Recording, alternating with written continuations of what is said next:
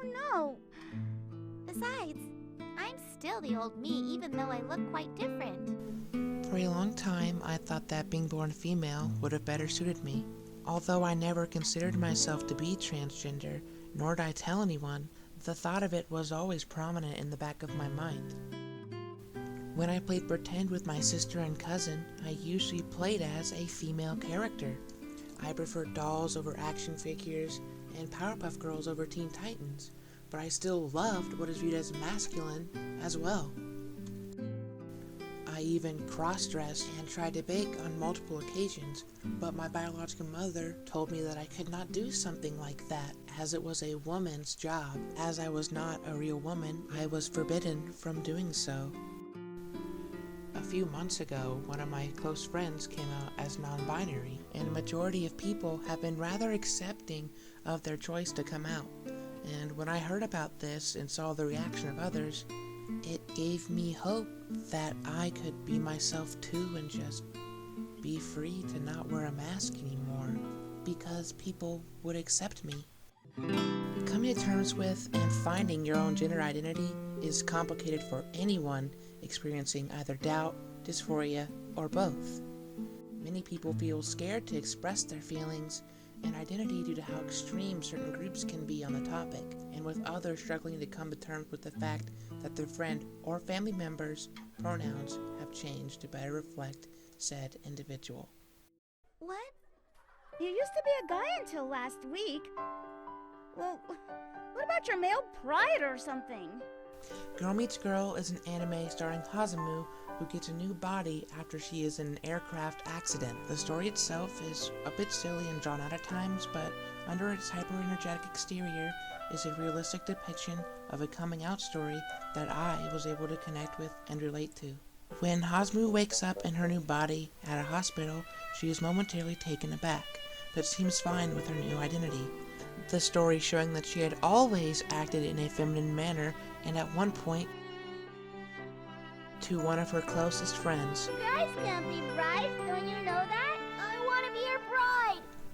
When Hazumu meets up with her friends in her school uniform, it is clear that a vast majority of her friends and family are supportive, but it isn't unrealistic, as she also has a friend who is conflicted with Hazumu's transition, with this individual actively bringing her identity into question, trying to pull out the masculine side of her, all so that she can return to the status quo and reunite with this idealized version of Hazumu, the man that she had fallen in love with.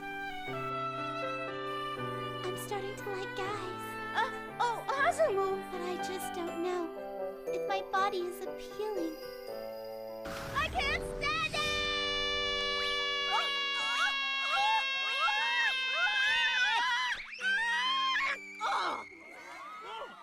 When I came out as trans, I was met with a similar assortment of reactions, with one group supporting me actively and using my proper pronouns. But I was also met with a lot of the same confusion that Hazumu's friends had as well.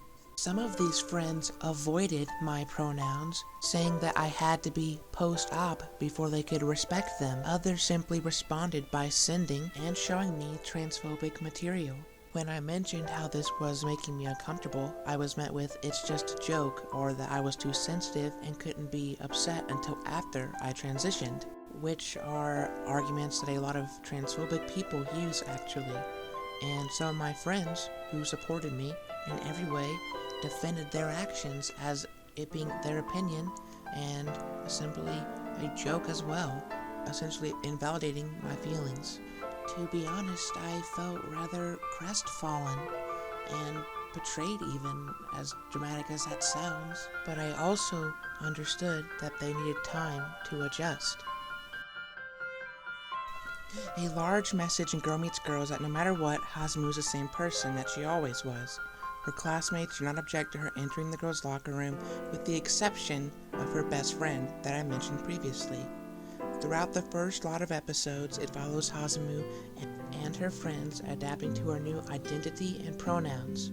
All the while, her male friend tries to justify this girl's behavior under it being anger or just her being that type of person. Are you sure that Tamari is mad at me?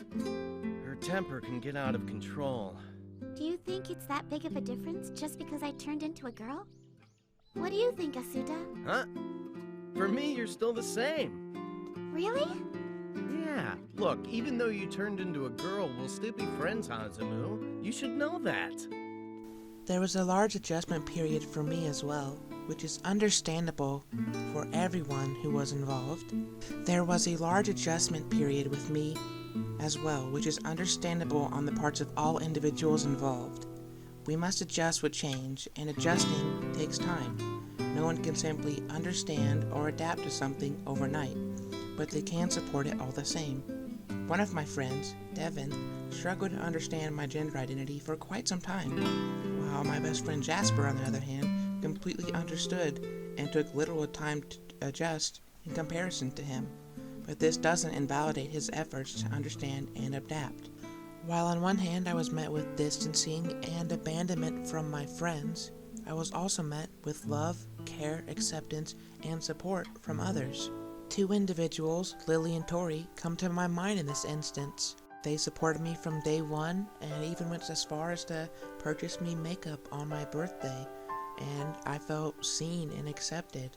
And this same feeling of joy was only fluctuated when my friend Jasper did the same. These items were not the main reason for my joy, of course, but the act of shopping for female clothing and makeup, either with me or on my behalf, boosted my confidence immensely.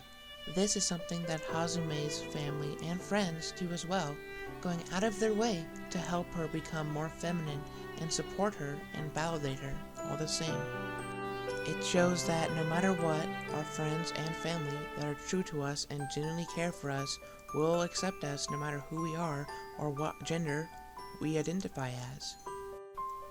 This idea in the show is further expanded upon when Hazumu is confessed to by one of her male friends after a misunderstanding of her sexuality takes place.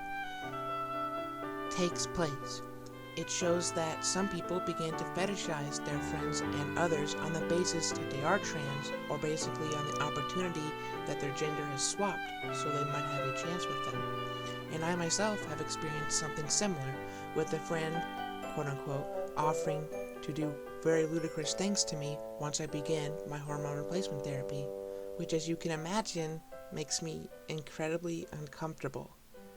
Unlike the individual that I mentioned previously, who startled me in such a way that I could no longer communicate with him, Hazumu's friend takes his rejection with both pride and dignity. But I understand completely. No matter what happens from now on, I'll always be your friend.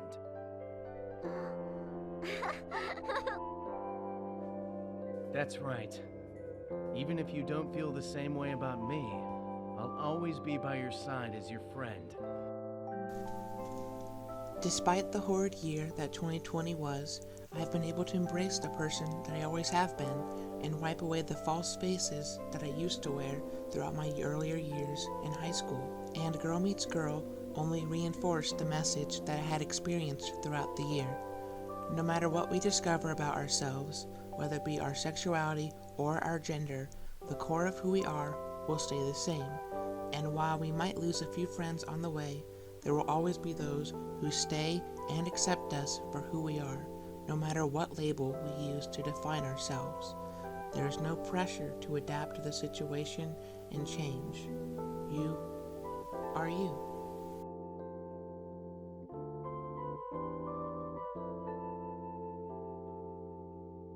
Even though the appearance, gender, and voice has changed, I still see the same old Hazumu. Thank you so much, Tamari.